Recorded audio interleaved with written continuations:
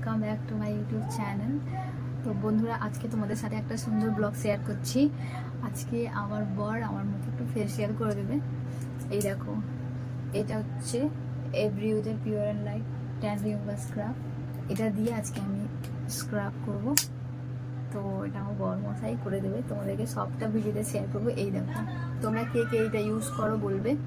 আজকে আমি এইটাকে দিয়ে স্ক্রাব করব। এই দেখো বন্ধুরা, আর এর কোথায় গেল এর বক্সটা? এই তো খুলে দিয়েছি আমি অলরেডি। এর দামটা যেন কত একটা ছিল, ধরো বলছি তোমাদের দামটা কত ছিল।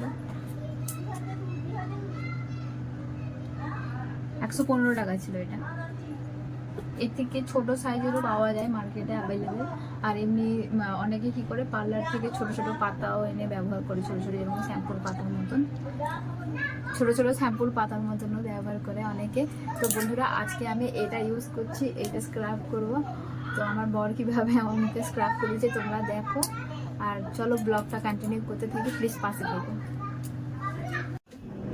এই দেখো বন্ধুরা, এখন আমি বসে পড়েছি আর আমার বরমশাই রেডি হচ্ছে। একটা মগে জল নিয়ে চলে এসছে, অল্প একটু একটু আমার মুখে জল লাগিয়ে দিচ্ছে এখন। কারণ আমি অনেকক্ষণ আগে মুখটা ধুয়েছিলাম, একটু ড্রাই হয়ে গেছে, তাই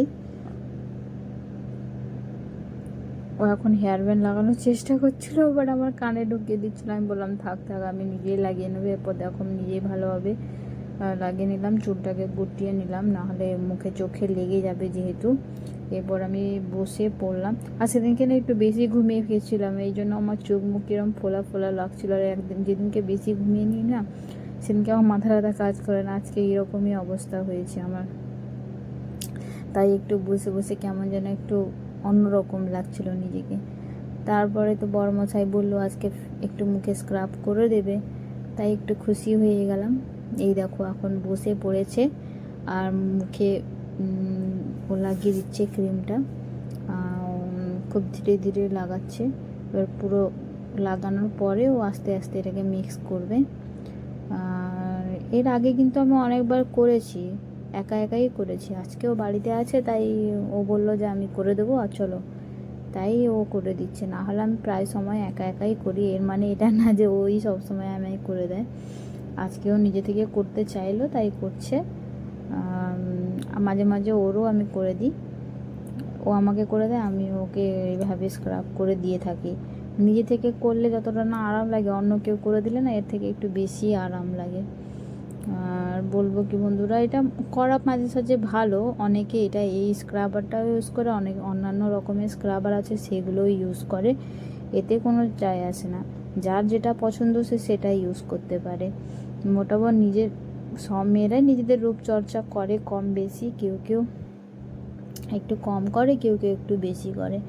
এটা আমি বেশি ইউজ করি না, এই সপ্তাহে বা এক সপ্তাহ বা 2 সপ্তাহ অন্তরে একবার করে করি, মানে যখন নিজের ইচ্ছা খেয়াল খুশি মতনই করি আর কি। অতটাও রুটিন মেনটেন আমি করি না।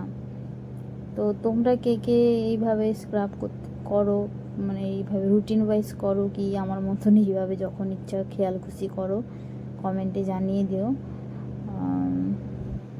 আর কি বলবো বন্ধুরা, এত গরম পড়েছে কিছুই বলার নেই। গরমে তো বাস কিছুই ভালো লাগছে না। বা রোজে এভাবে স্ক্রাব করছে না, এই যে হালকা ঠান্ডা ভাবটা মুখের মধ্যে আসছে, কি বলবো কত ভালো লাগছিল। আমি তো বলছিলাম ফ্রিজ থেকে ঠান্ডা জল এনে যদি আর একটু মাসাজ করে দিত কতই না ভালো হতো।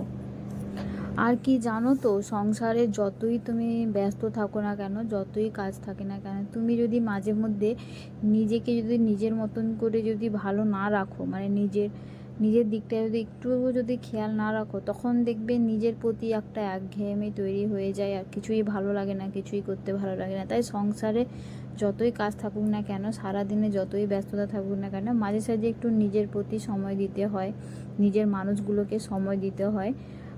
তাহলে কিন্তু সম্পর্কগুলোও ভালো থাকে আর নিজের মন মেজাজটাও ভালো থাকে। আর এইভাবে যদি একে অপরকে সময় দাও বা পরিবারের লোকদের সময় দাও, শুধু যে এইভাবে স্ক্রাব করে দিলে সময় করে দেওয়া যায় তা না, আরও বিভিন্নভাবে পরিবারের সাথে সময় কাটানো যায় ছুটির দিনে। আর বলবো এইভাবে মেয়েদের ক্ষেত্রে, মেয়েরা ভাবে বিয়ে হয়ে গেছে, এখন সংসার হয়ে গেছে, বাচ্চা কাচ্চা হয়ে গেছে, এইসব করার আর কি দরকার।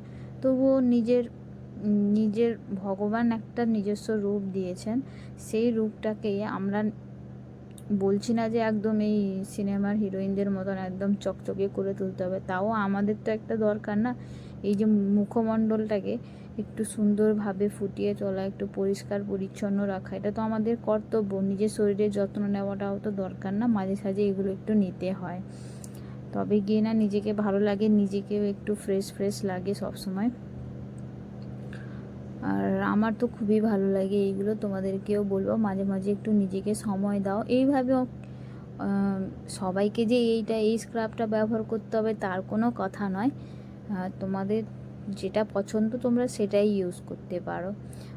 এই দেখো ওর কথা বলতে বলতে আমি বলতে ভুলেই যাচ্ছি, এই দেখো ওর অলরেডি স্ক্রাব করা প্রায় শেষের দিকে, ও কিন্তু খুব আস্তে আস্তে করছে স্ক্রাবটা, মাঝে মাঝে একটু এদিক ওদিক হয়ে যাচ্ছে, কি বলবো, এটা তো আর পার্লার না, পার্লারের লোকেরা হয়তো ওরা ভালোভাবে ট্রেনিং নেয় বলে ওদের বেশি ভালোভাবে জানা আছে, তাও ঘরে বসেও যেভাবে করে দিচ্ছে এটাই অনেক।